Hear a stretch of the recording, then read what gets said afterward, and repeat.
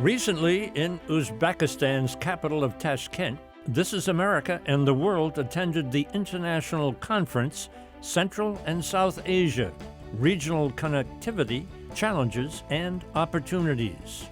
Hosted by Uzbekistan's President, Shavkat Mirziyoyev, the conference attracted high-profile guests from the region, including the President of Afghanistan, Prime Minister of Pakistan, and foreign ministers, diplomats, and delegations from Uzbekistan's neighboring countries, the United States, China, Russia, Iran, and countries throughout the world.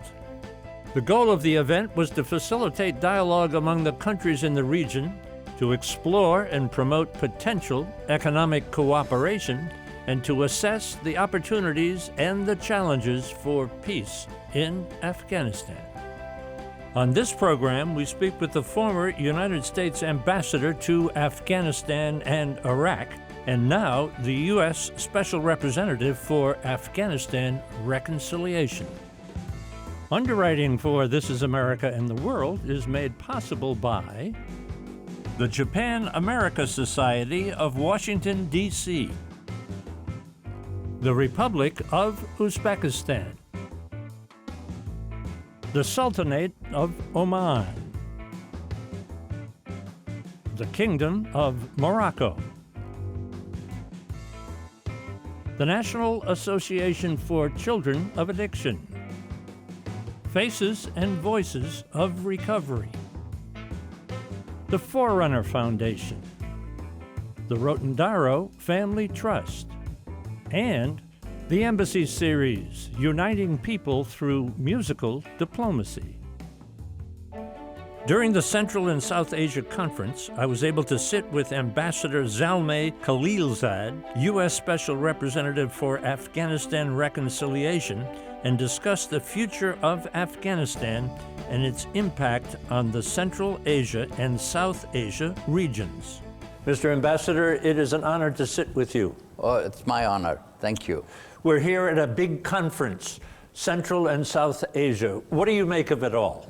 Well, it's a defining moment for this region, and it really depends on what happens in Afghanistan, whether Afghanistan is stabilized and it can play the role of a bridge between these two regions. The vast region of Central Asia with tremendous resources in terms of energy, power, to be able to supply energy and power and import and export to South Asia, India and Pakistan, huge population centers, and also to get access to the ports of Pakistan, in particular, Gwadar and Karachi, is very important for Central Asians.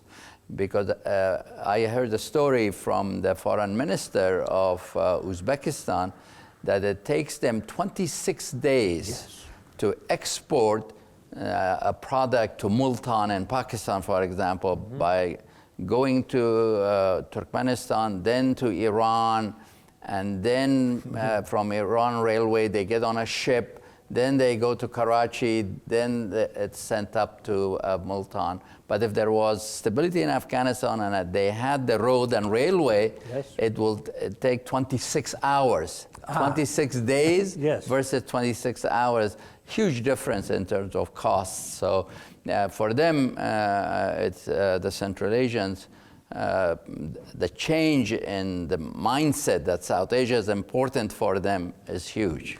I'm going to put in our conversation a map on the screen so people can clearly see exactly what you say and focus in on this railroad project from Uzbekistan through Afghanistan to Pakistan. That will change the whole dynamic, huh? That's a key project. There are a number of projects, but among them, this one is the key. And already the railway to Mazar Sharif, where I was born, as from Termez on the border of Afghanistan and Uzbekistan, is completed. So a huge amount of work still needs to be done to get to Peshawar in Pakistan, and it will be extremely expensive. But how long it will take, how realistic that is, depends on what happens in Afghanistan. Yes. And Afghanistan's future is in the balance right now, with us withdrawing and with the prospects for a political agreement being uncertain, and with several futures for Afghanistan in the cards. And I think that the region can play a vital role, and the prospects for what can happen positively, given this connectivity that we discussed, that it can be an important force for encouraging Afghans, incentivizing them to come to an agreement because of what could happen if they did come to an agreement, and what they could lose, the opportunity cost if they do not. So you have kind of a dual background that you bring to your mission. Former ambassador, right? You know the region, right? Also because of your personal background, right? Afghan and American, huh? Right. So how does that inform the mission that you have as U.S. representative? Of course, my job is to represent the U.S. I was tasked this time to get an agreement with the Taliban and the Afghan government for safe withdrawal of U.S. forces. We had come to a judgment that there was no military solution, and that the terrorism issue was such that we could deal with it now, not necessarily for having a big force in Afghanistan, and that the world had changed, that we needed to focus more on other issues, so we needed to adjust our posture in Afghanistan.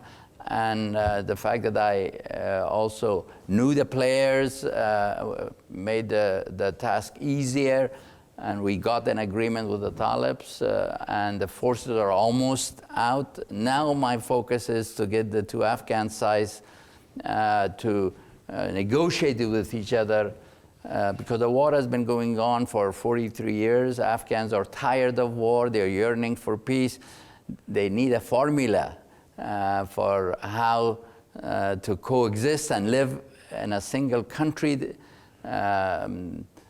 resolve their differences not by military means but by other means, and share power and move forward and take advantage of the opportunity that we talked about. So let me put a very simple question on the table.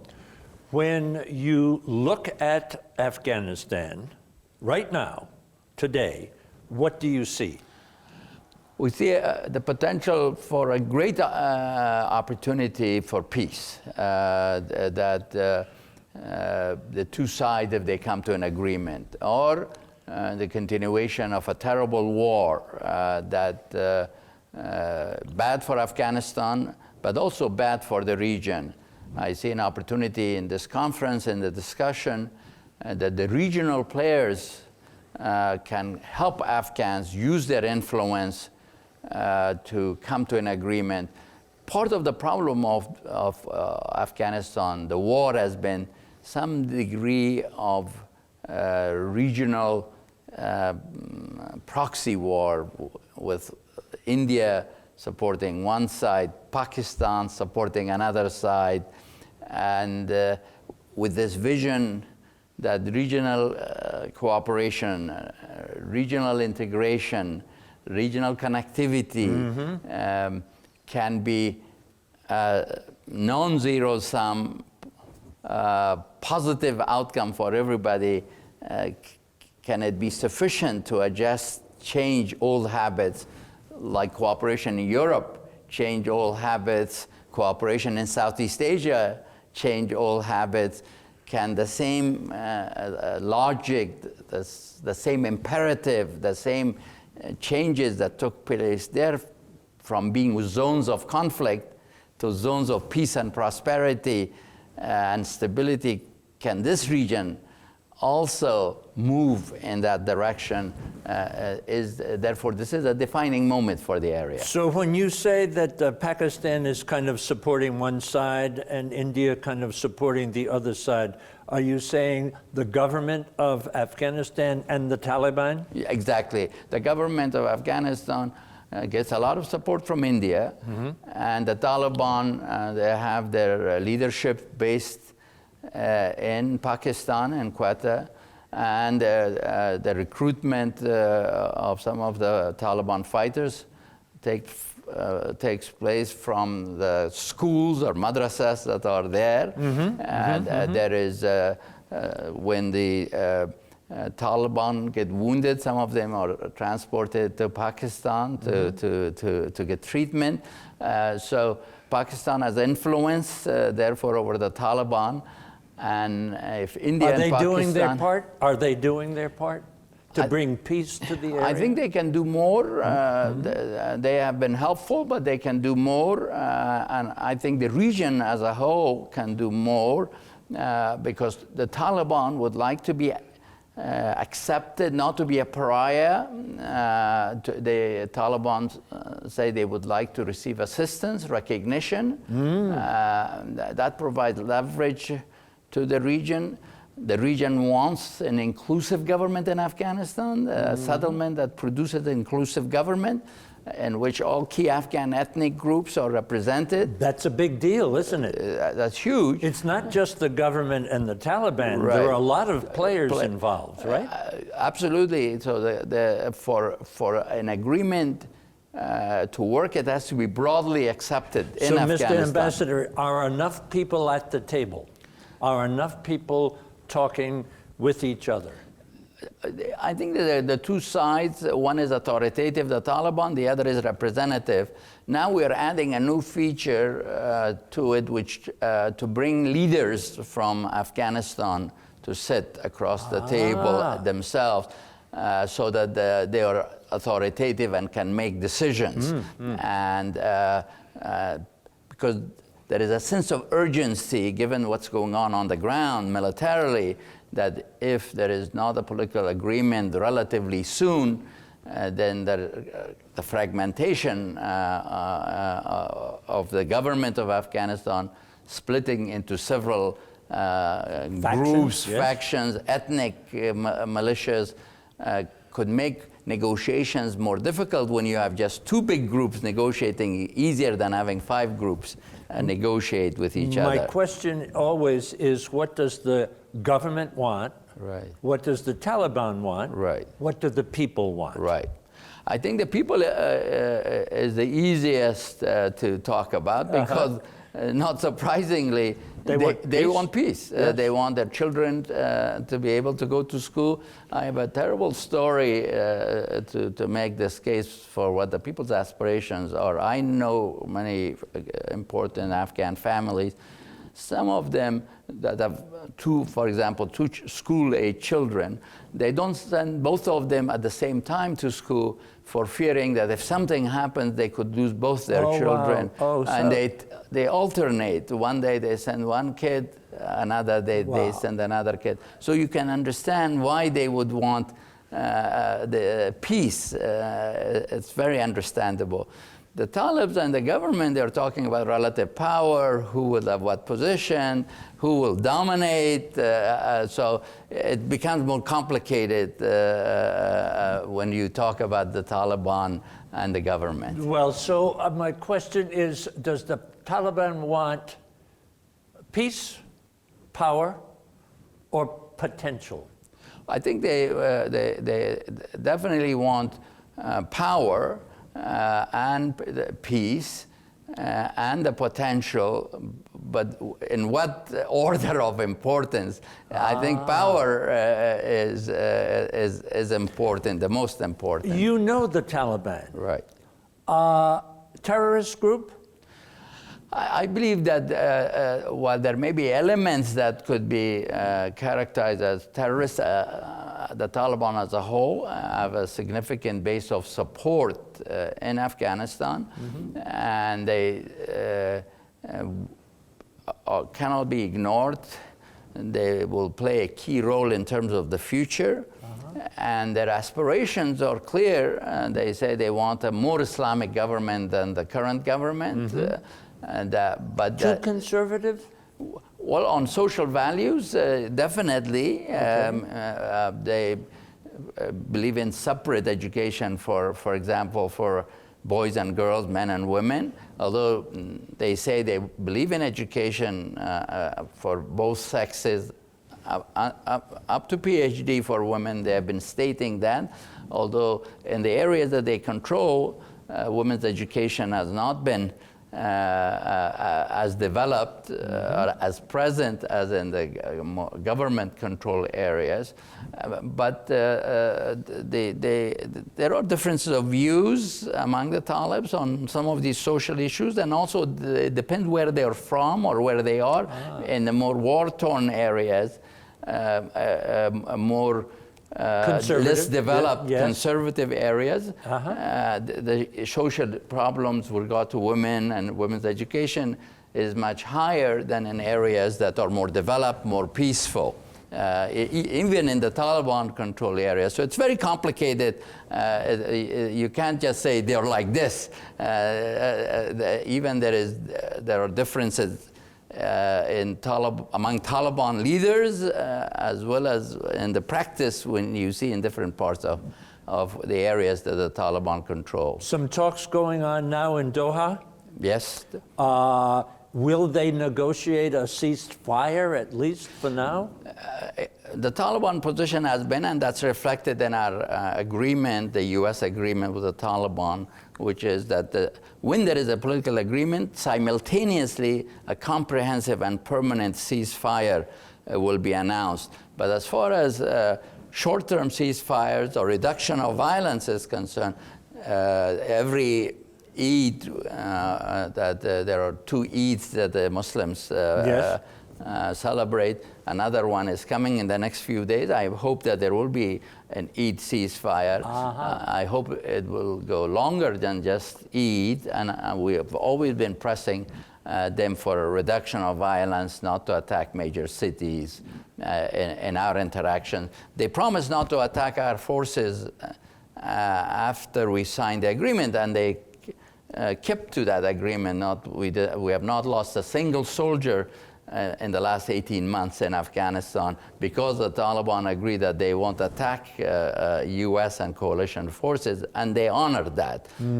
But with regard to the Afghans, the agreement is that once there is a political agreement, a ceasefire will be announced along with it. We're sitting in Uzbekistan. Yes, we are. Right next door to Afghanistan. Right.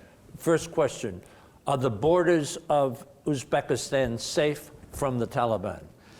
The Uzbeks have confidence that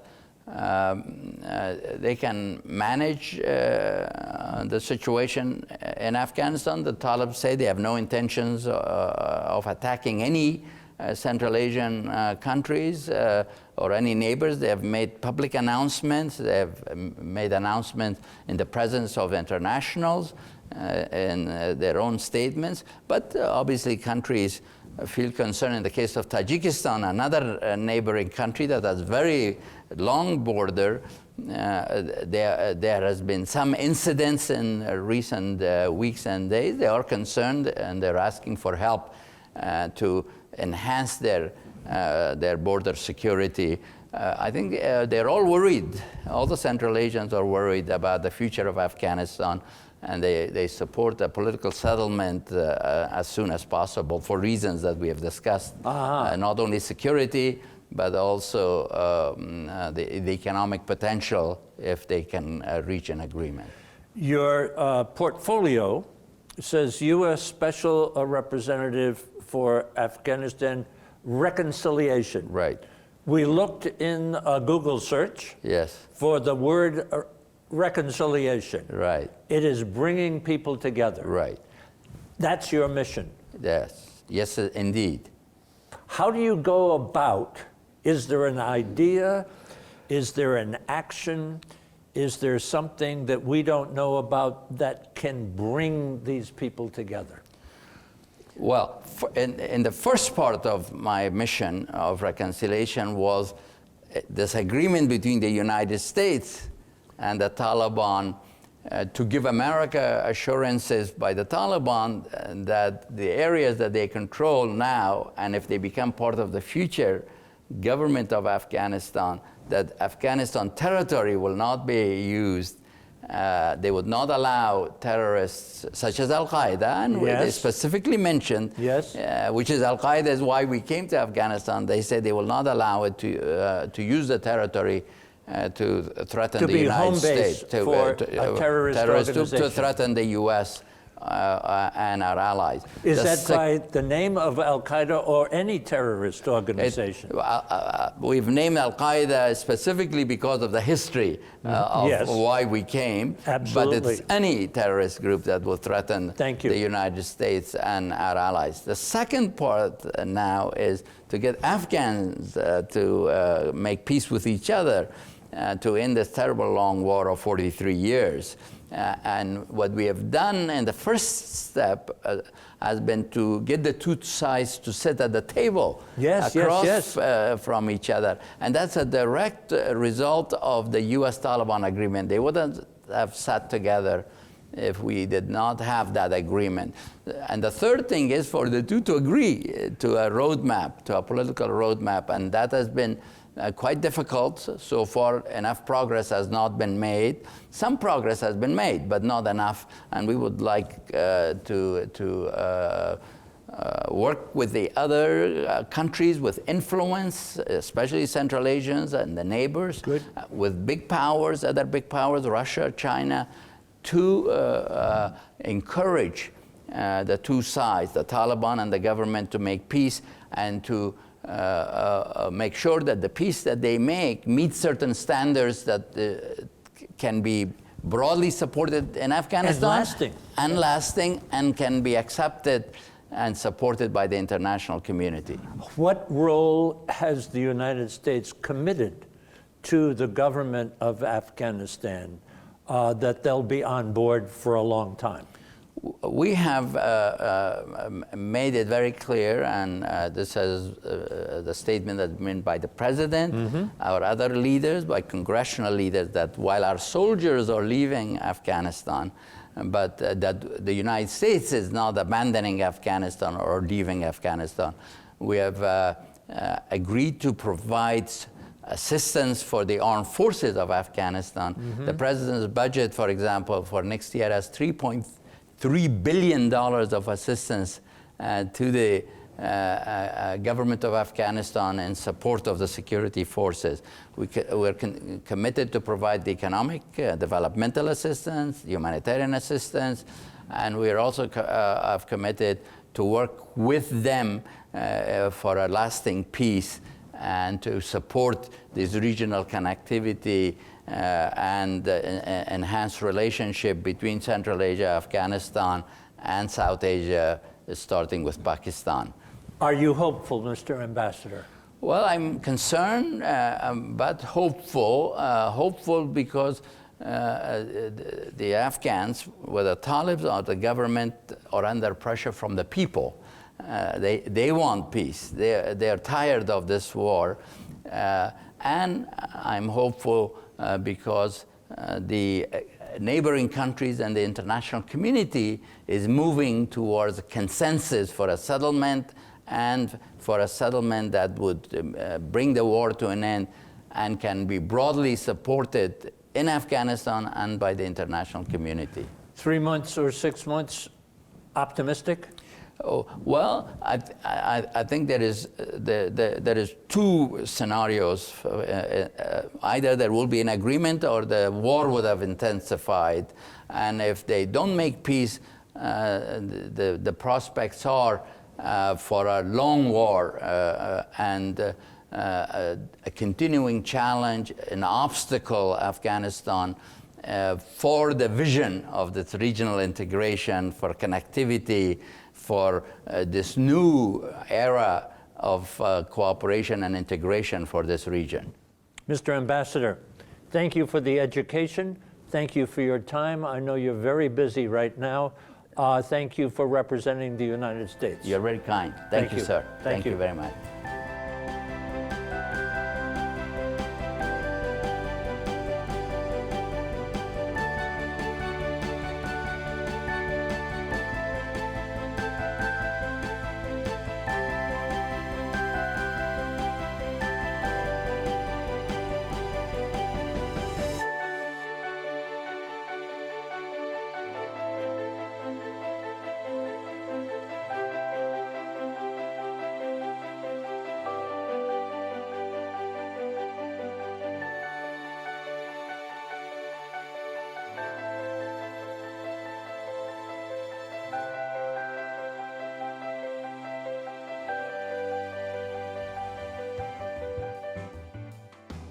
Hotel accommodations provided by the Hilton, Tashkent City. For information about This Is America in the World, visit our website, thisisamerica.net, or our YouTube channel, This Is America TV, and follow us on Facebook and Twitter. Underwriting for This Is America in the World is made possible by the Japan-America Society of Washington, D.C., the Republic of Uzbekistan, the Sultanate of Oman, the Kingdom of Morocco, the National Association for Children of Addiction, Faces and Voices of Recovery, the Forerunner Foundation, the Rotendaro Family Trust, and the Embassy Series, Uniting People Through Musical Diplomacy.